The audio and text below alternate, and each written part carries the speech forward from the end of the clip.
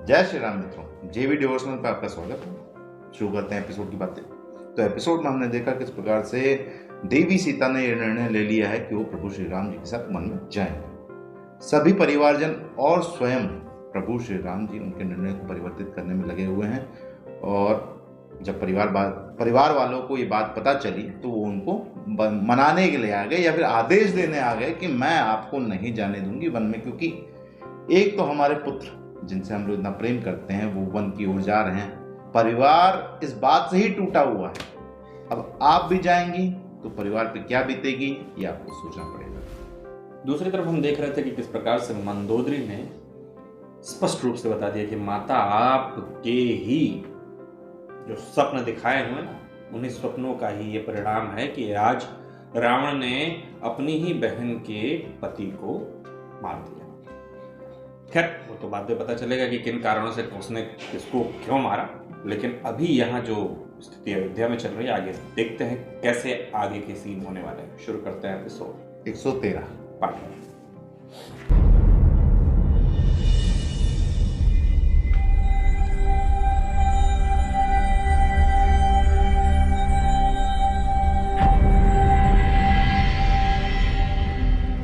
जैसा मैंने सोचा था कैकेयी, सब कुछ उसी अनुसार हो रहा है।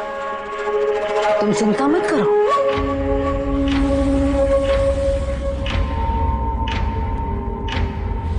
माँ,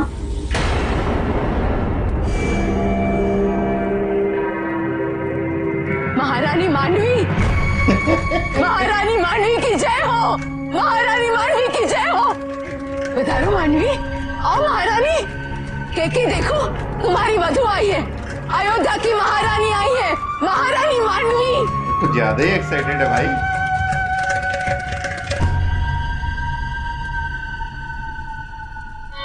क्या हुआ मांडवी? माँ, मैं जानती हूँ आप अपने पुत्र से बहुत प्रेम करती हैं और आपने जो भी निर्णय लिया है अपने पुत्र भरत के भविष्य को सोचकर ही लिया होगा।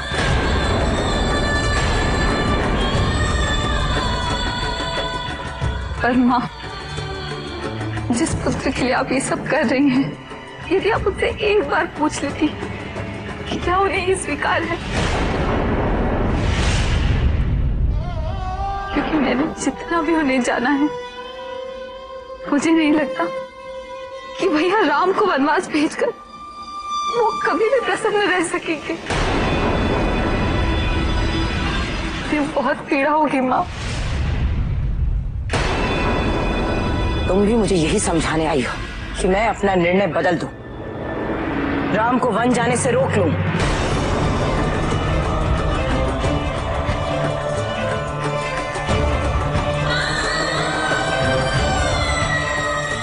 माँ, मैं आपको समझाने नहीं, आपसे निवेदन करने आई।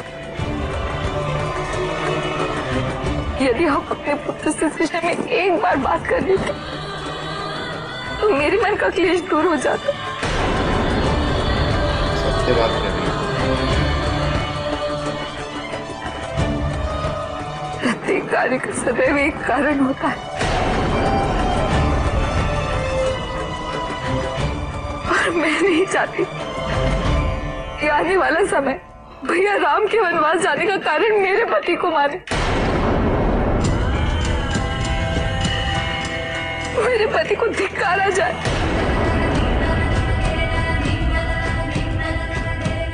अयोध्या के पावन वंश के विखंडन का कारण मेरे पति को मारा जाए।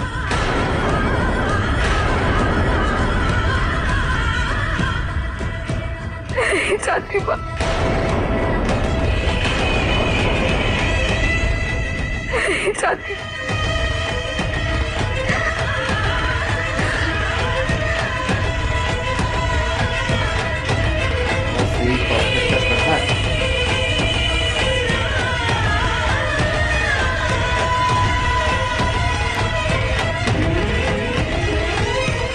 कैकेयी, अवश्य कौशल्या ने इसे तुम्हारे पास भेजा होगा। वो भरत को राजा बनते हुए नहीं देख सकती कैकेयी।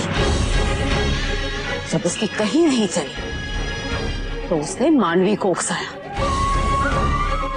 यदि राम अधिक समय तक अयोध्या में रुका तो हो सकता है कैकेयी कि कौशल्या अयोध्या की प्रजा को उकसा दे, और यदि ऐसा हुआ तो अयोध्या की प्रजा भरत को राजा मानने से मना कर देगी कैकेयी, और ऐसा नहीं होना चाहिए। नहीं होगा मंथरा, ऐसा नहीं होगा। मैं ऐसा होने नहीं दूंगी। राम को आज ही वन निकलना होगा।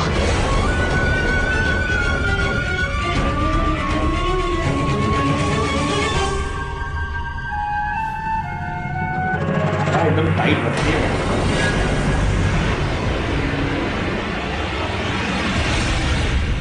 राम,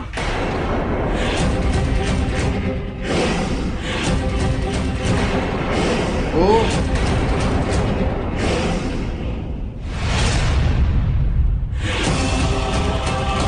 लगा प्रभु श्री राम जी से खान में बात कर रहे हैं।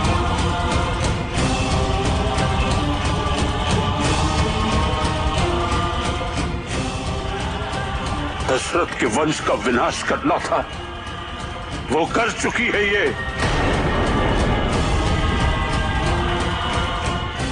अब कोई सहानुभूति दिखाने की आवश्यकता नहीं।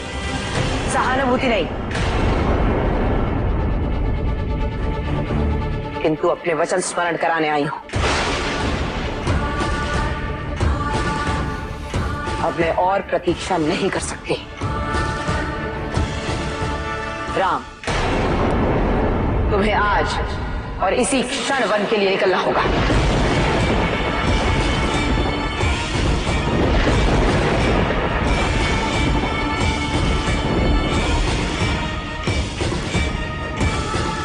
तुमने सुना नहीं मैंने क्या कहा था? तुमसे मेरा कोई संबंध नहीं, और ऐसे बिना अधिकार मेरे कक्ष में आने की अनुमति तुम्हें किसने दी? सिपाहियों,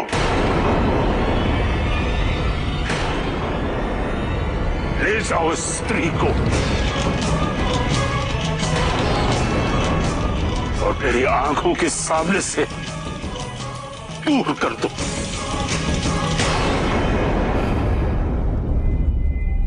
शांत पिताजी।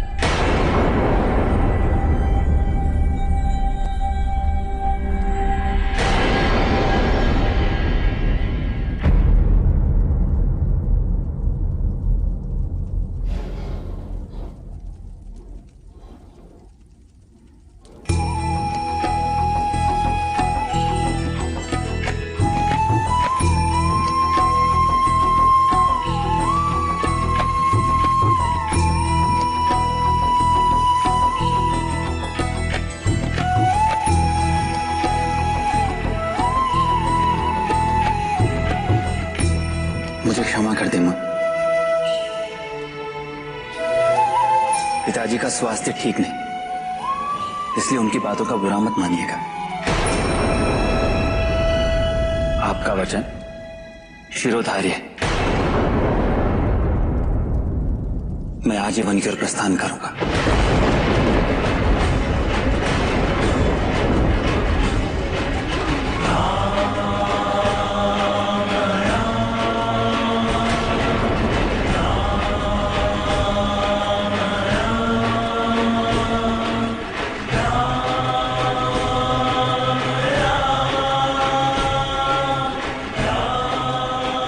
रुक जाओ राम, राम रुक जाओ, रुक जाओ राम। इस दुष्ट स्त्री को दिए किसी भी वचन की पूर्ति की आवश्यकता नहीं है। राम रुक जाओ मेरे पुत्र, रुक जाओ राम। राम